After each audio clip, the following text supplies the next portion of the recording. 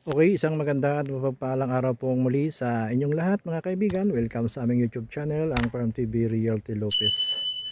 Muli, mayroon po akong nilulocate na isang property dito sa bayan muli ng General Luna. Ano po? Ito pong property na ito ay magkakasunod-sunod po ito.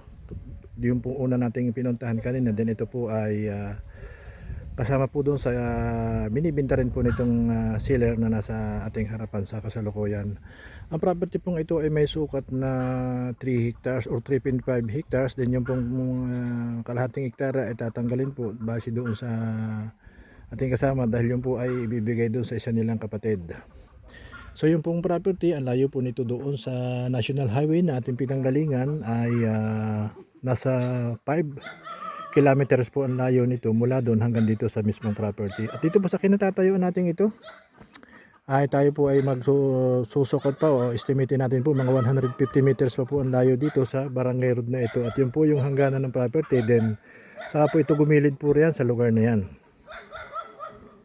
Ang property po mga kaibigan ay napakarami po nitong mga tanim na pangunahin dito, yung mga puno ng niyog na makikita natin dyan sa ating harapan. Ayan, ito po ay nasa gilid ng karsada. Dito po tayo hanggang saan po dyan yung kuwan ito? Tabi ho ng kalsada pa rin.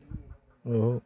So mga 200 to 300 meters ang frontage po nito dito sa Barangay Road. Base na rin po dito sa ating kasama. Ano po mula dito? Kasi sabi niya, mula dito sa akin natatayuan natin ito ay mga 150 meters pa or mahigit pa din. Papunta po doon sa lugar na yun, mahigit pa rin po ang kuwan. So ang tamang estimate lang po dito mga 200 to 300 meters ang frontage. Okay, papasok po tayo ngayon doon sa pinakang loob nitong property. Makita po natin ang mga tanim na nakapaloob dito sa 3.5 hectares na ito. Inuulit ko po, 3.5 hectares. To bali ang binibenta lang dito yung 3 hectares. Ibababa po tayo dito sa property. Marami po dito sa lugar na ito, marami po dito mga fruit bearing. Ayan sa mayroon pong mga puno ng kawayan. May mga puno ng mangga doon sa lugar na yun. Malaki na yung puno ng manggang iyon.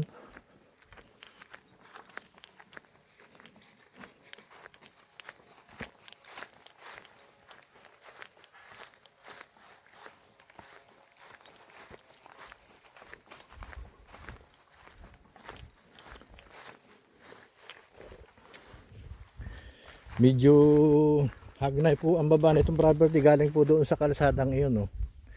Then ito po pa-slope papunta dito sa lugar na to. Marami po ditong nakikita ako sa babang ito.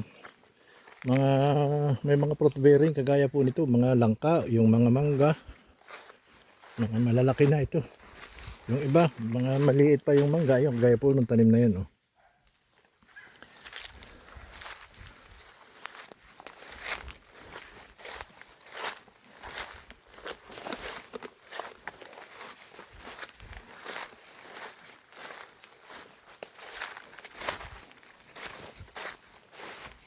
Medyo kulang lang po ari sa tabas Dami pa rin po ng mga niyog dito. Diyan po sa lugar na yan tayo, mga niyog na yun. Kasama yan? Kasama po yun. Naibabaw pa yan doon, kabila pa. Katulad po na sinabi nyo kanina mga 100 meters. Ayan, pero pinakita ko lang po sa inyo itong part ng likod nito. Ayan, kasama po yung mga niyog na yan na nakikita natin. Napakarami po dito mga tanim na saging. Iba't ibang uri ng mga fruit bearing. Ito meron pa tayo nakikita dito puno ng ito, nara. Mayroon pong kakao ayun sa lugar na yun.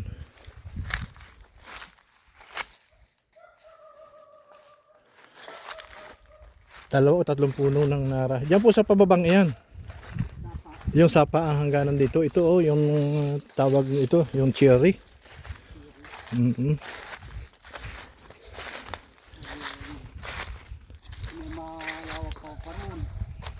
Diyan po sa lugar na yan.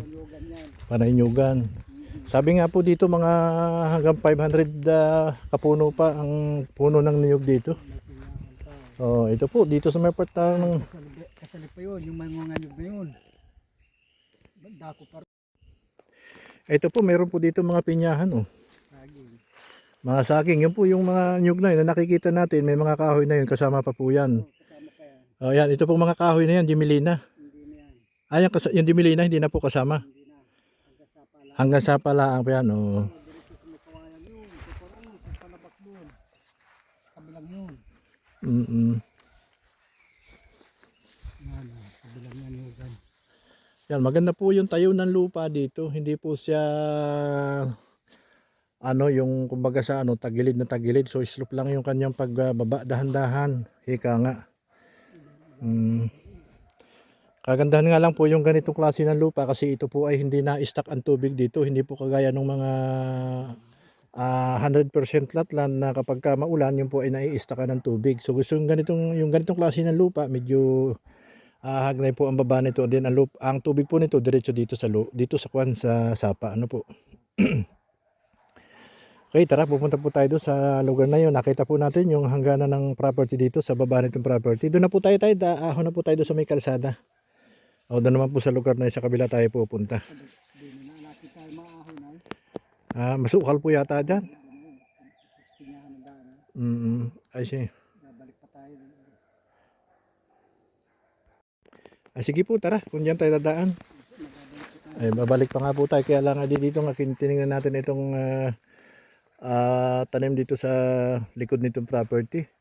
Yung malaking kahoy na yun, ano po yun, yung maulawin? Kalumpit. Napakalaki po ng punong iyon. Hindi na po natin, tanaw na lang po natin dito yung pinakang niya, dulo. Ano po, ayan.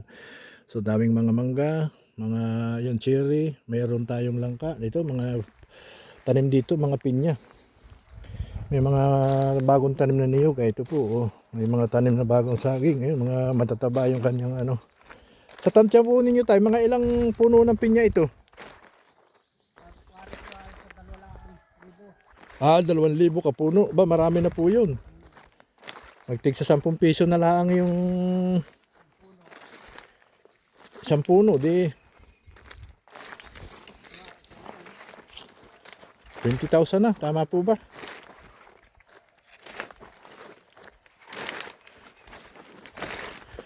Kagandahan dito sa paghahalaman, ang tubig po nandiyan lang sa sapa. Ayan.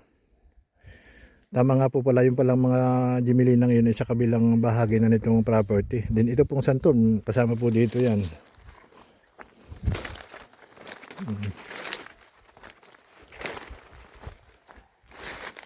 Matataba itong mga saging, turdan.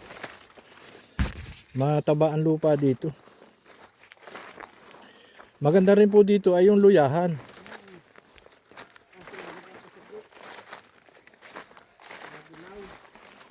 Ano po kayang dahilan? Ay pag maulan parang inataan na parang inataan ng laman. At na-stuck ang tubig. Di kagaya ng mga medyo talisdis. Yun ang dapat taniman ng luya. Mahina sa pantayin. Hanggang dyan ayan yan, diretso roon. Ayan, yung kawayang yan. Tsaka yung santol na yun, sako pa dito yun. Pag hindi pa naman ibigay, hindi nawari huwag na sa kabila na ng ilog.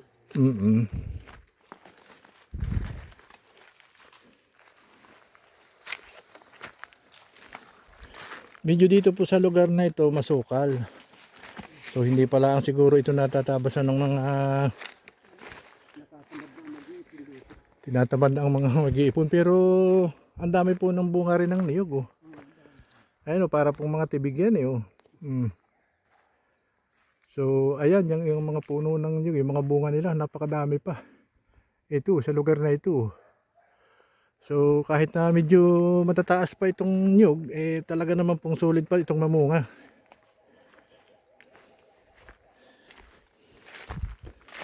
Yung kabila pong yun ng kawayan hindi na po kasama. Okay, hanggang dito lang po yung kwan. Halos ari pala naman ay hagkid ng niyog. Oo, ay di pati yung mga naitanim doon sa may kwan. Hindi ito bababa na nga ng 500 ka puno.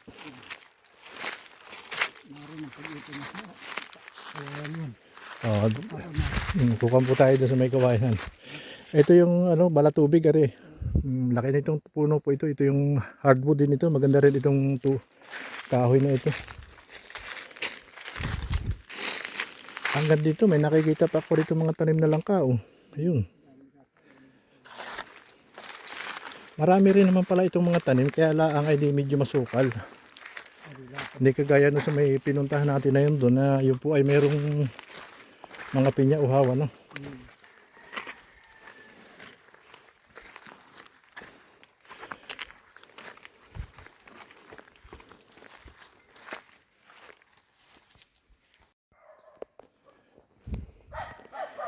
Okay, dyan po nagtatapos yung property sa lugar na yung may dimilinang yan.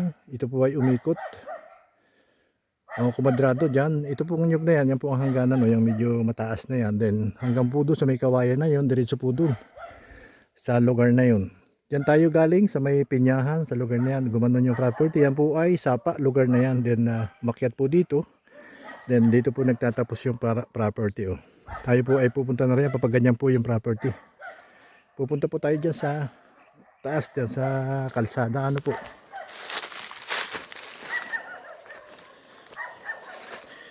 Naulit ko po 3.5 hectares. So 3 hectares lamang po yung binibenta dito. Then yung kalahating hektarya ay doon po sa isa nilang kapatid na hindi nagbibinta nitong property. Yung parte nila. Kasi sila po ay 7 magkakapatid. Asan po yung kalsada? Dyan po sa ibabaw na yan.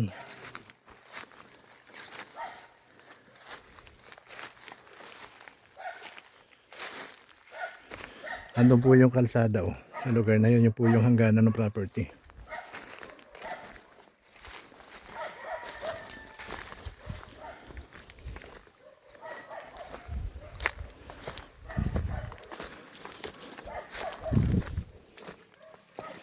Ito po yung barangay road. Oh.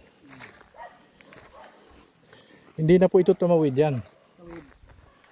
Tumawid pa. Tumawid pa hanggang doon. Tapos, bakit? Ay mayroon pong ako eh. Magkaka So hanggang dito lang po tayo sa lugar na ito. Dito po yung barangay road. Mga kunya nga po ito.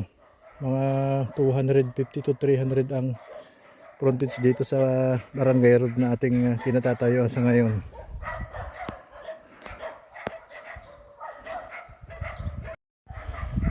Okay mga kaibigan, tapos na po naming i-video itong 3.5 hectares na ito. At nakita naman po natin, nakita po ninyo yung mga nakapaloob na tanim dito sa 3.5 hectares na ito. Mayroon po itong mga bagong tanim na puno ng niyog na katulad po nung nakita natin doon kanina. Katulad ito na ito po sa tabi ng kalsadang ito. Ayan, diretso po yun hanggang doon. Doon po sa mga viewers na hindi pa nakasubscribe sa aming YouTube channel, pakisuyo pong subscribe ang aming YouTube channel at paki-like and share na rin po. Para po doon sa mga nakakapanood ng aming mga video at sila man ay nagnanais na bumili ng isang property at nagustuhan po ninyo ang aming mga ini-upload na video, wag po kayong mag-atubiling kontakin ang number na naka-plot sa harap ng inyong mga screen, ano man yung gadget na inyong ginagamit. Okay, isang maganda at mapagpalang araw pong muli sa ating lahat at maraming salamat po sa inyo.